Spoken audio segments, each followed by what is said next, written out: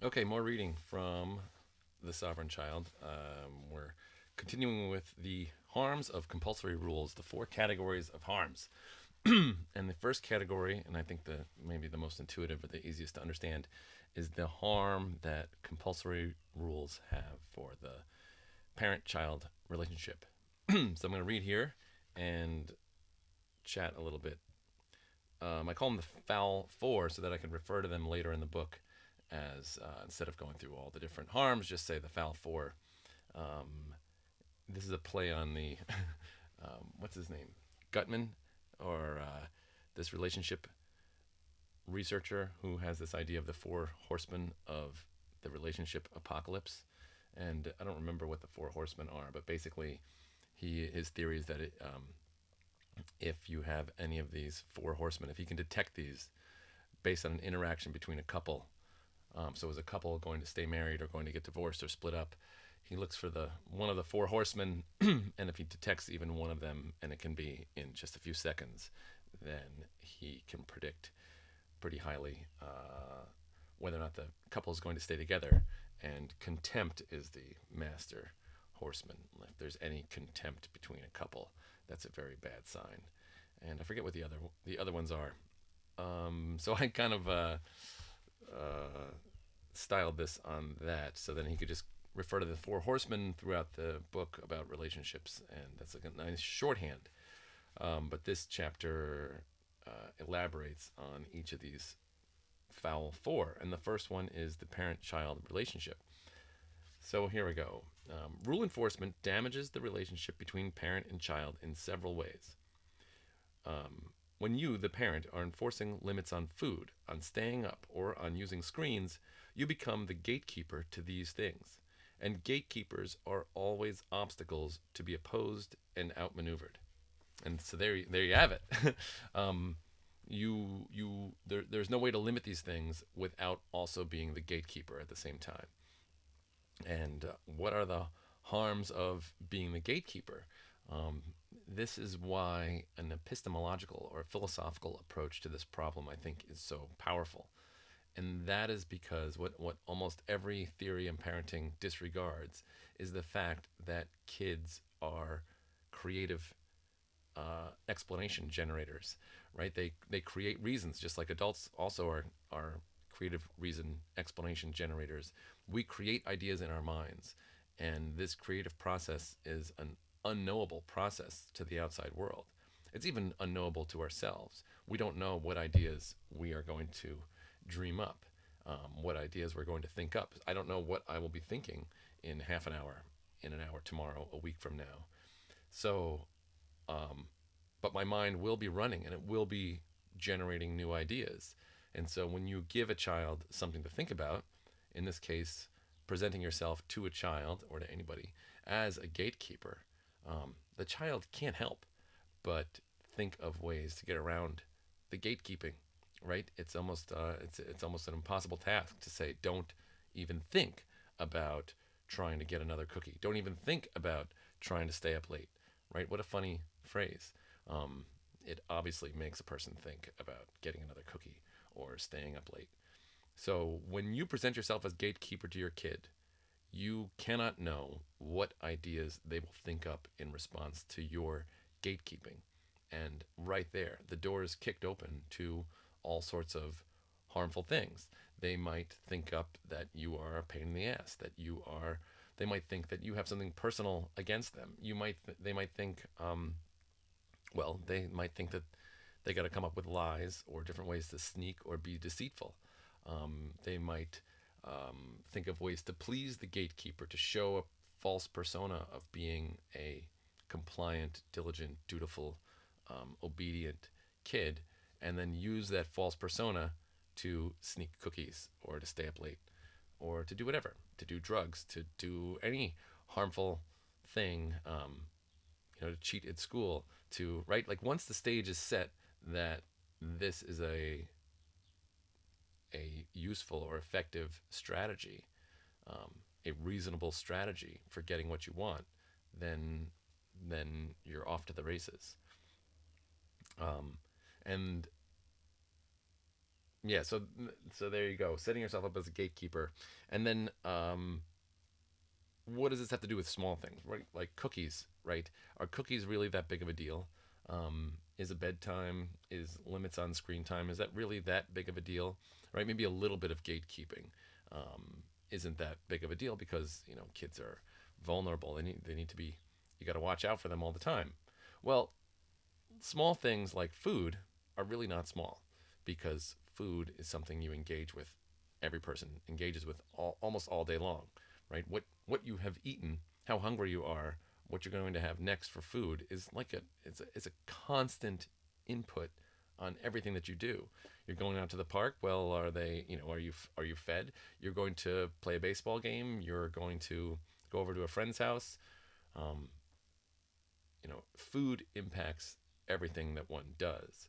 And so being a gatekeeper around food um, is a daily process. And so you are constantly offering the kid a reason to get around your gatekeeping every single day, um, almost all day long. So the more common and minor, the more common or more frequent a limitation is, often the most mundane, seemingly insignificant things are the things that we do the most often, and that sets up the pattern, but really reinforces the need for a strategy to get around gatekeeping. Um, all right, gatekeeping. The old school way of avoiding the painstaking work of gatekeeping, and it's a lot of work, right? You have to always be guarding the gate. So, a way to get around this amount of work was to be threatening and intimidating. Don't even ask, the parent might say in clipped tones. The simple act of asking why the gate to this or that must be kept closed was considered punishable defiance, and so kids keep their mouths shut out of fear. When faced with the gatekeeper, the creative mind can't help but think of ways around this barrier. All right, jumping down. I've seen parents bemoan how deceptive even small children can be, while ignoring the fact that they're the ones who gave the kid a reason to deceive in the first place. And that's this awful vicious cycle where you you're gatekeeping, you're limiting access to this or that. Kid is generating ideas of how to get around this or that. Um, then you have this kind of arms race, and the parent is trying to block those um, deceptions, and then the kid thinks up new deceptions, and you're thinking, boy, this person is like ideally trained in a lab to try to deceive me, and they must be a deceitful person. And you hear people say stuff like this: oh, those kids, they're so devious, right? Oh, they're always scheming, always thinking up ways to get around us. um, that's nonsense. They are not deceitful by nature. They are deceitful as a reason to deal with this arbitrary limitation that you have thrown at them. So then I talk about, I, as an adult, I, I deceive quite a bit.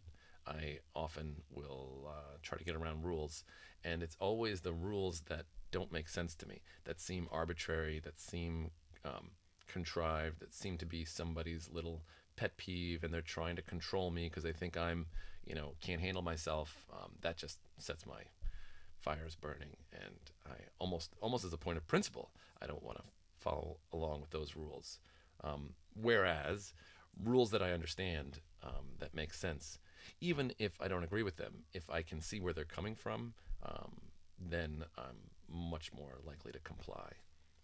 Um, and so then I give a common example, and this I used to see this all the time, is leaving sweets out on a table. Often at a family gathering, right, there'll be a plate of cookies, and there's no rules for the adults on how many cookies they can have. And right, some adults have several, and some adults have zero, and everything in between. And it all depends on how hungry you are, whether the cookies look appealing, is there any tea, right?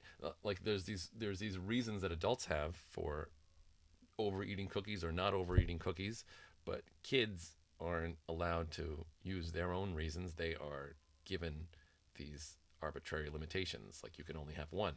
And so a kid really wanting to eat cookies probably doesn't want to eat, might not want to eat the main course, right? Easily could be hungry, and there's a plate of delicious looking cookies, and for no obvious reason, you can only have one. Um, and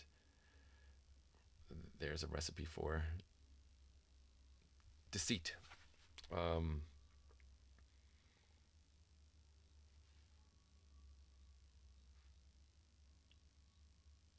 all right, so kids are given reasons to be deceitful. They don't are not born with them. Um, and then I talk about their creative capacity and how they're going to think up ideas around any rules or limitations.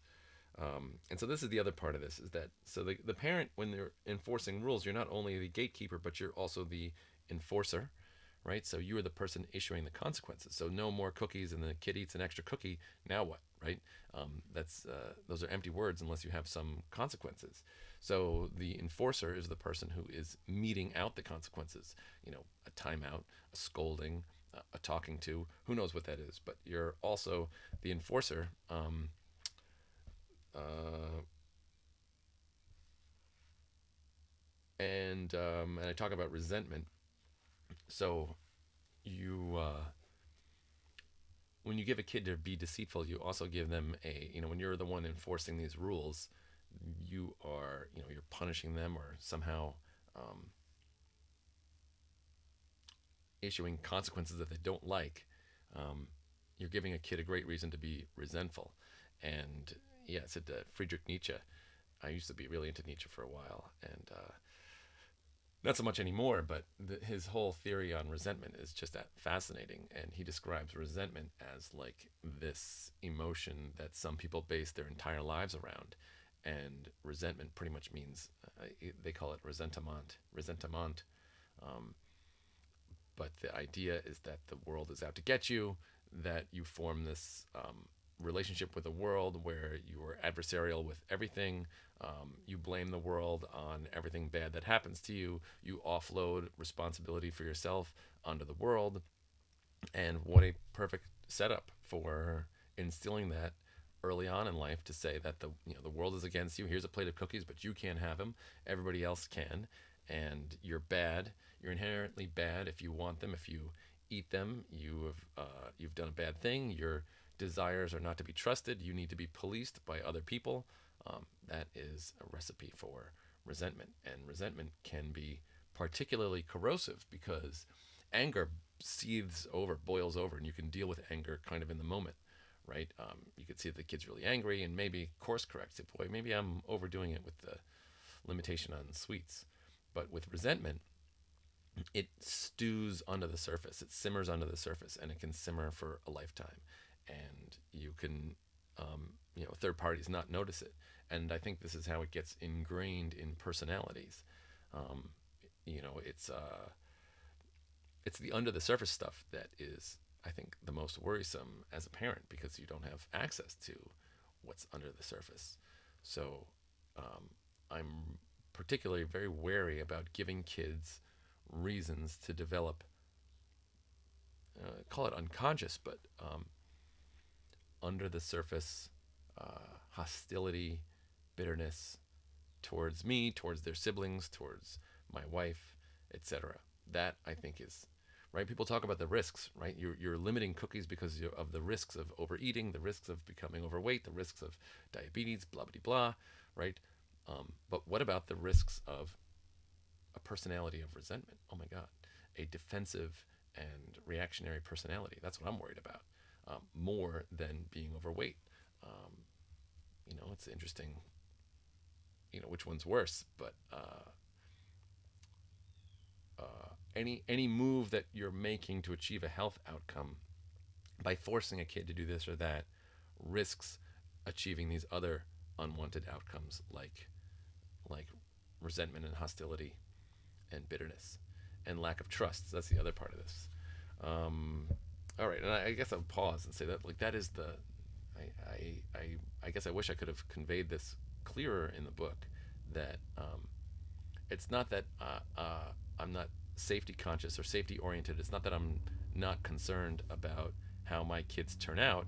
It's the opposite. It's that I'm very concerned. I'm concerned about these particular outcomes: trust, um, uh, like I was saying, resentment, hostility. Um, I'm concerned about my relationship with my kid.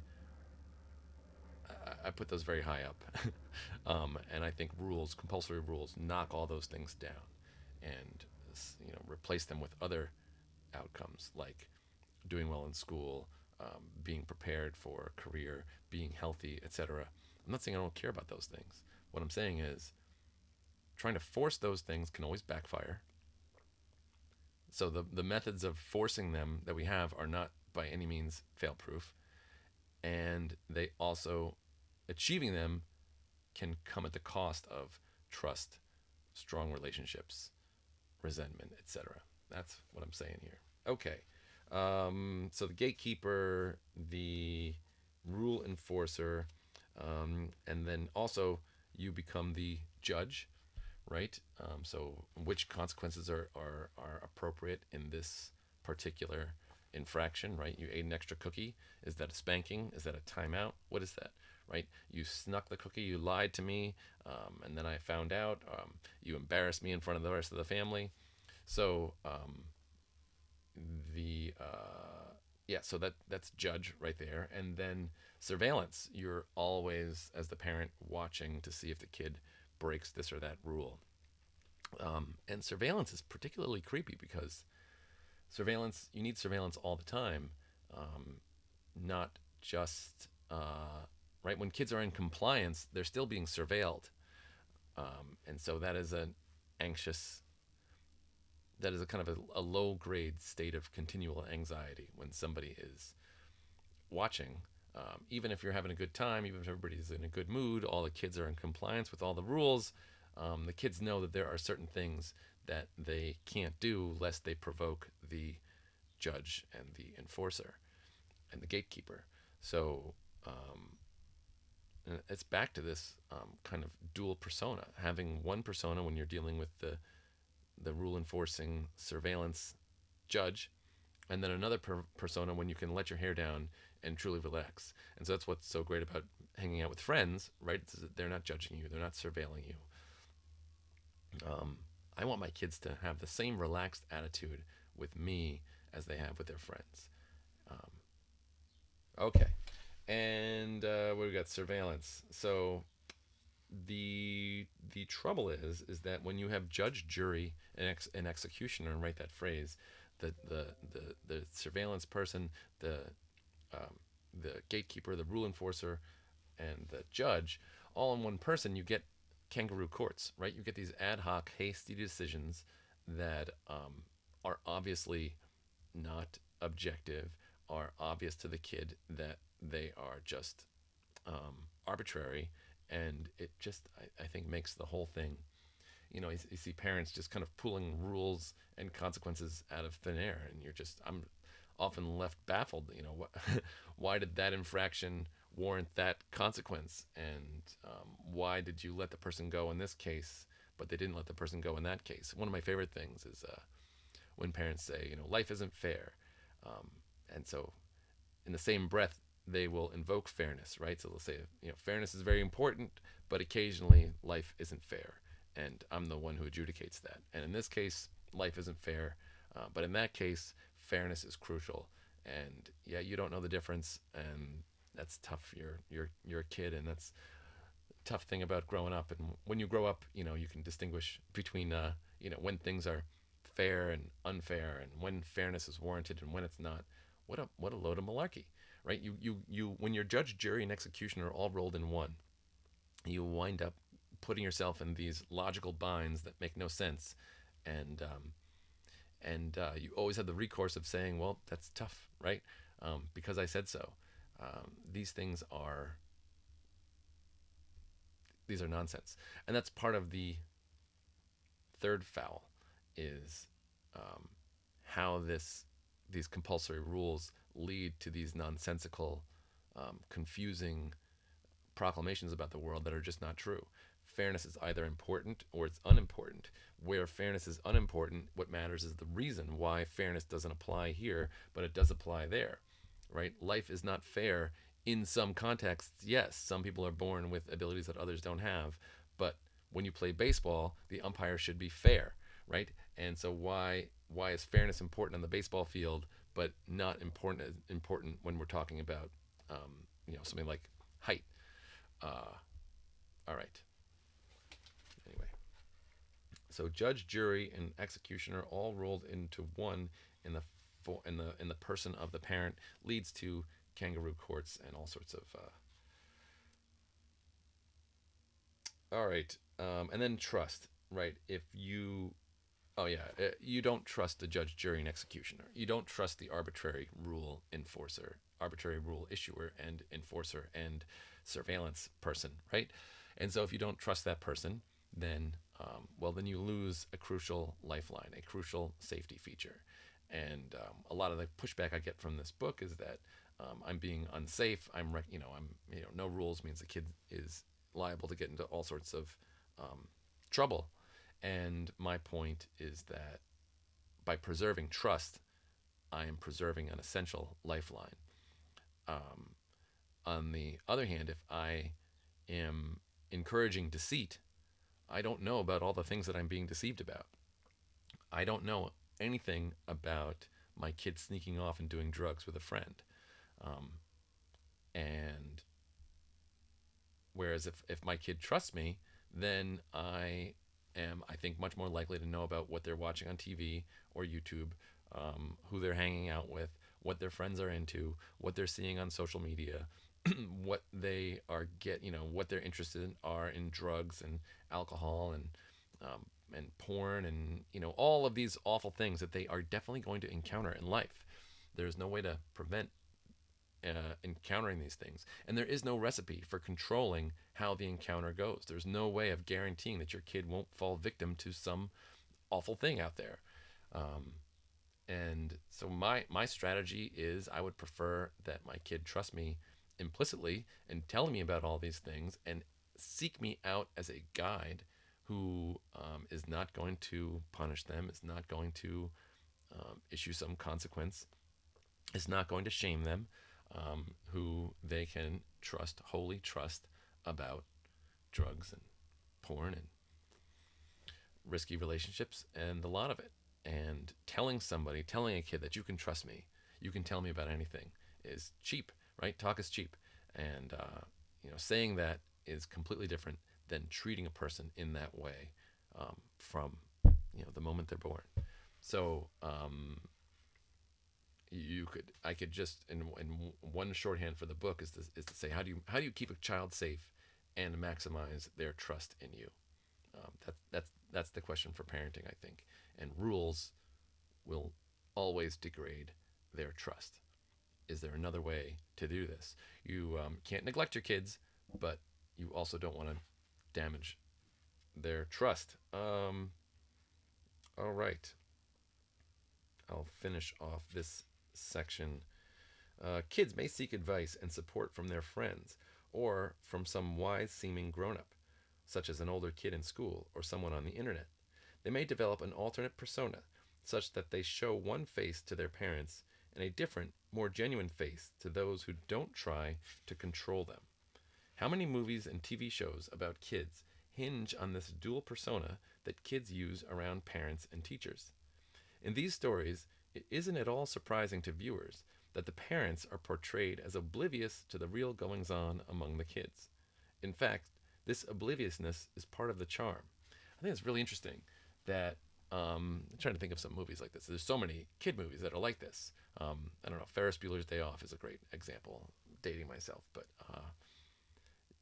the charm of the for the person watching the movie is often parents and kids will watch a movie and both delight at the fact that the kids are keeping the parents in the dark and are working on some plot that they don't want the parents to know about, and the parents are, acting. Oh, it's odd that this is happening, and isn't it cute that little Johnny's doing that, um, and that scene is perfectly normal, even charming, but I think it's actually pretty terrible. It is fine to not let people into your private lives. I think it's great that kids would go and like the Sandlot, right? They've got the baseball game going on. You know, the pickup game in the neighborhood is the most important thing for the kids, and the parents don't know anything about it. That's fine, but it is the intentionally keeping the parents in the dark by deceiving them that is really not that fine.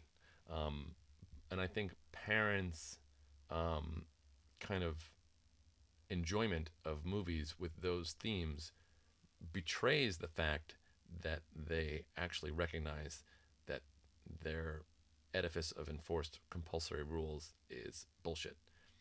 Um, so just another a little logical contradiction. Um,